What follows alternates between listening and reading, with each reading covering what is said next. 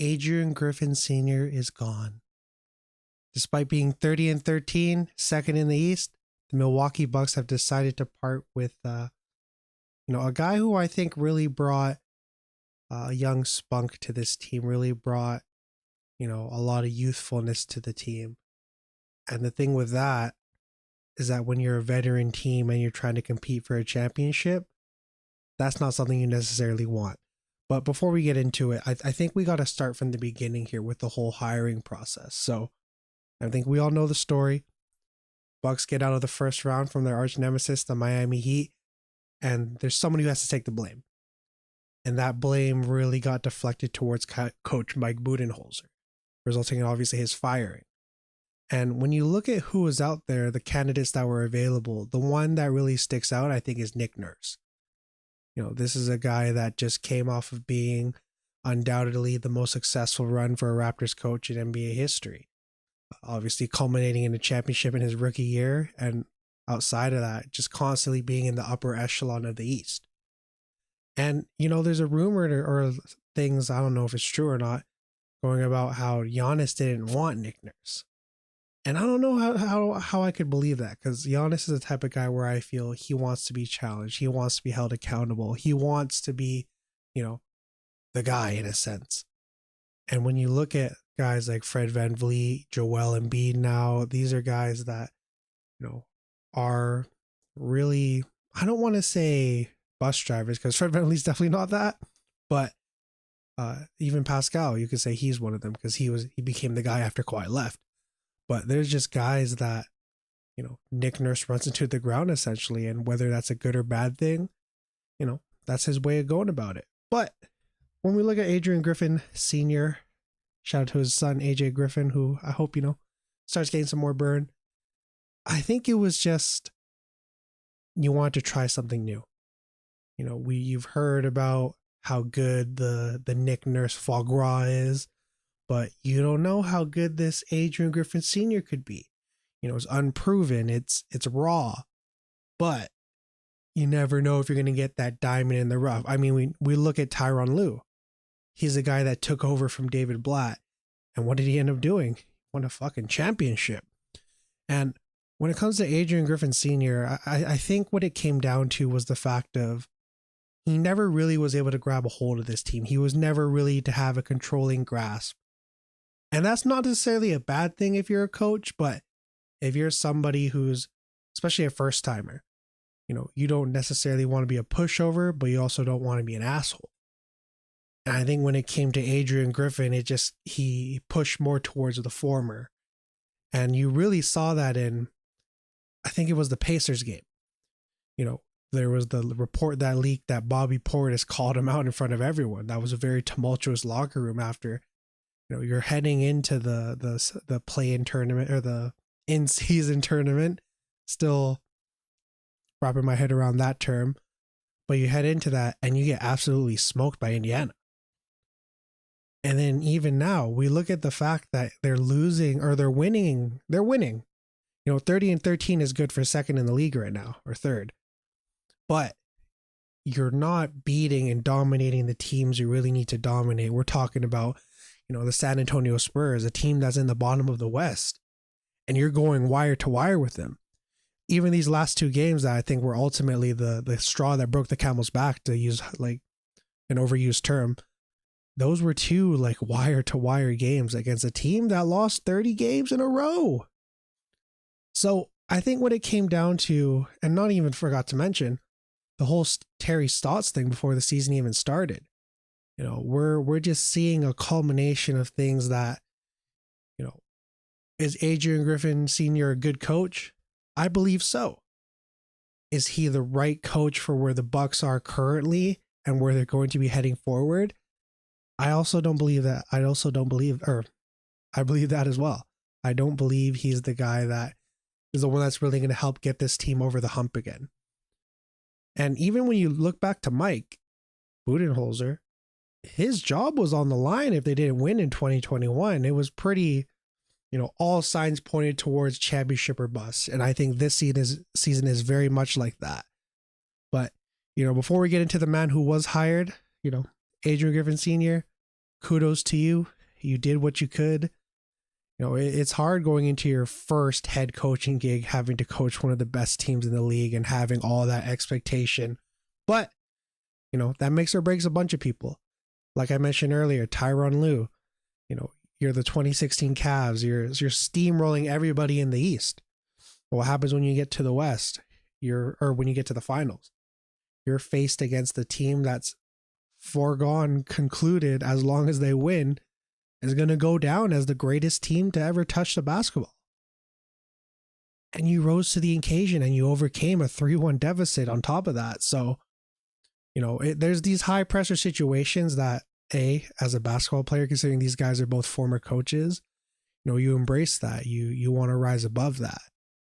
And, it's not cut out for everyone. And, that is what it is. Now getting into it, Doc Rivers. One-time NBA All-Star, has a son in the league, traded his son, was a coach and a GM.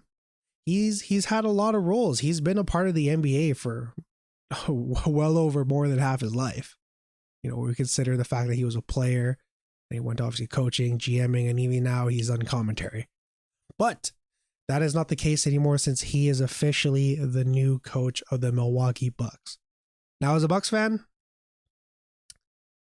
I'll approach it from two ways. The logical side and kind of the colloquial kind of the stuff you see on Twitter. Let's start with the boring stuff with the Twitter stuff. I think it just comes down to the fact of Doc's reputation precedes him. Just to bring it up here, let's go through this.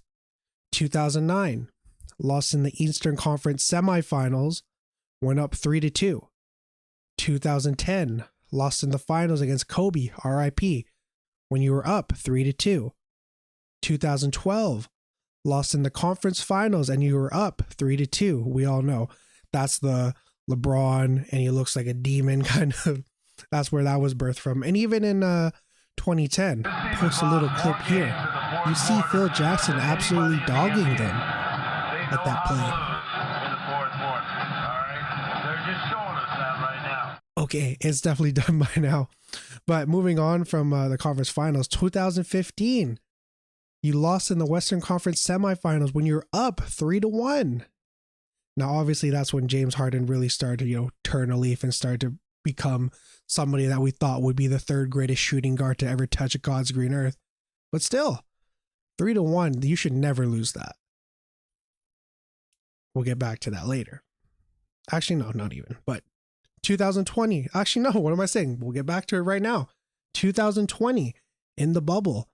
We've all seen the podcasts that say nobody was taken seriously. I call a bit of bullshit on that. I think if you're there to hoop, you're there to hoop. There's obviously all the political stuff going on, but when you're there to play basketball, you're there to play basketball. You can do the other stuff as well, but before opening that can of worms, 2020 lost in the Western Conference semifinals when you're up 3-1. And the year after, that's 2021, his first year with the Sixers. We know how that ended against the Hawks. And, it was just a complete lack of accountability and a complete, trying to push everything, all the blame towards one person. And I think we all think of Ben Simmons as a guy who, whether it's he quit on his team or you believe, he just lost his love for the game.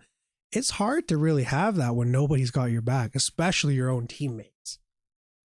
So I think Doc, Joel, a lot of those guys really dropped the ball on that one. And in 2023, obviously against the Celtics, the Sixers, lost the Eastern Conference semis when they were up 3-2. That one's a little bit of an asterisk because we know that Joel wasn't really 100% healthy. You were relying on a James Harden and a Tyrese Maxey who was there, but not to the level he is right now. So I think when you look at like Doc's record,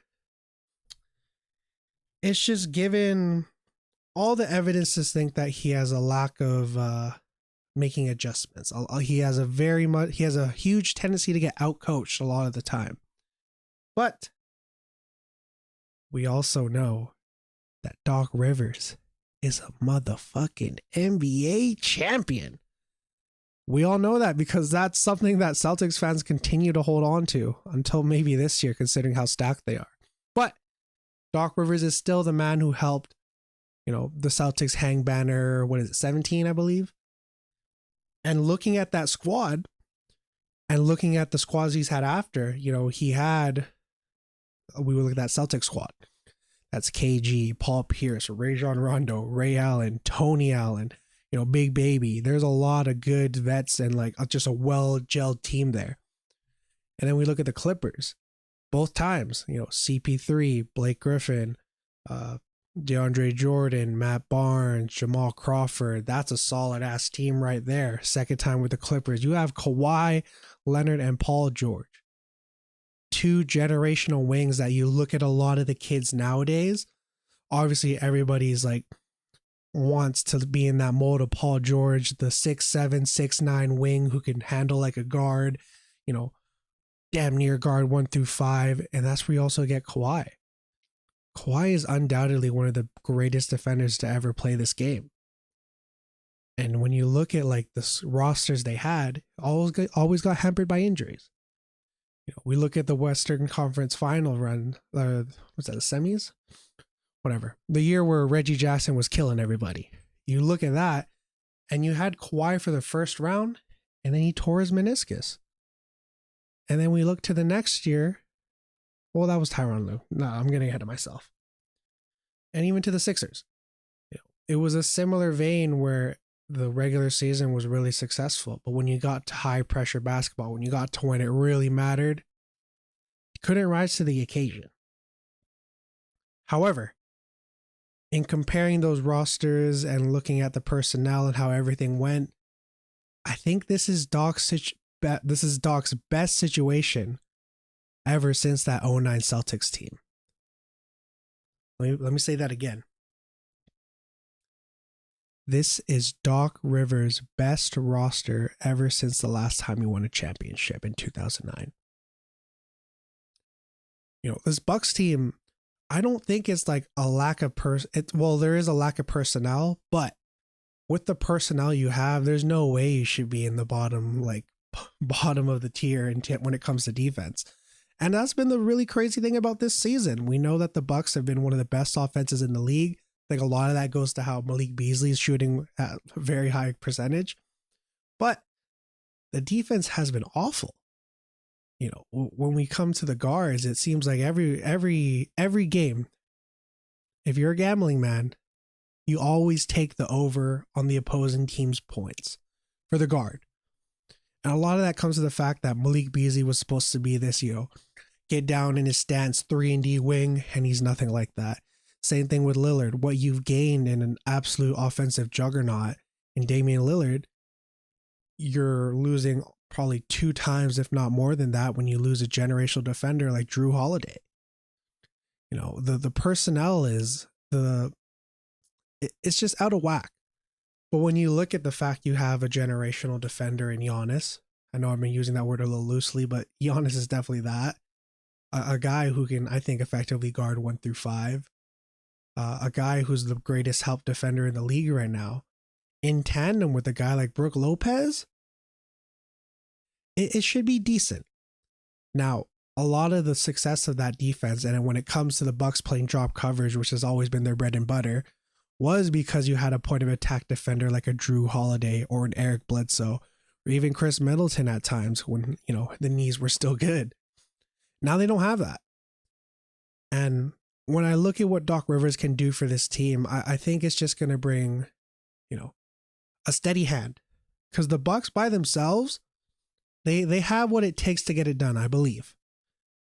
When it comes to the playoffs, star talent is really something that carries a lot of the time. As much as you want to say, you want the team that's the most gelled together, the most cohesive, has the most chemistry. That's important. But are you taking that 0-1 Sixers team with Allen Iverson, Chris Webber, Dikembe Mutombo, Eric Snow, Aaron McKee versus the juggernaut Lakers? Well, granted, that's a little biased, or not biased. That's a little unfair to say because both those teams had good chemistry. But you know, when it comes down to it, having star players is really something that matters, whether it's for closing situations or, you know, even strike a little fear. You never know. And when I look at Doc Rivers, I think he's a steady hand. He's, you know, he's an Oreo cookie. He's not going to wow you all the time. He's not going to, you know, put you over the top, but it's going to be consistent. And we just need it to be a little more consistent when it comes to being down the stretch. And, you know, you guys are seeing this on Wednesday, but, you know, he has a great first test, I think, when it comes to the Cavs. They're a team that's won 8 of their last 10. And man, they're looking like they're going to be really good once they get back Darius Garland, Evan Mobley. And even looking at it from the Bucks perspective, last game we played against them, they like scored 30 points before we could even break 10. So I'm excited for what Doc Rivers brings to this organization. I think it's, you know, it's a much needed calming presence. Because again, I think Adrian Griffin, it's hard being a first time coach when you're thrusted into a seat of such importance with a team that has so much at stake. To now you're with a guy like Doc Rivers who understands all that responsibility, but he's not going to let that waver him. You know, he's going to do his thing. He's going to come to work and he's going to coach.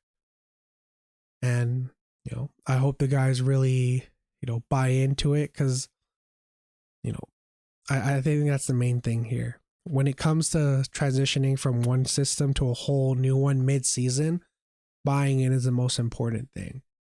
And that's not a doubt I have.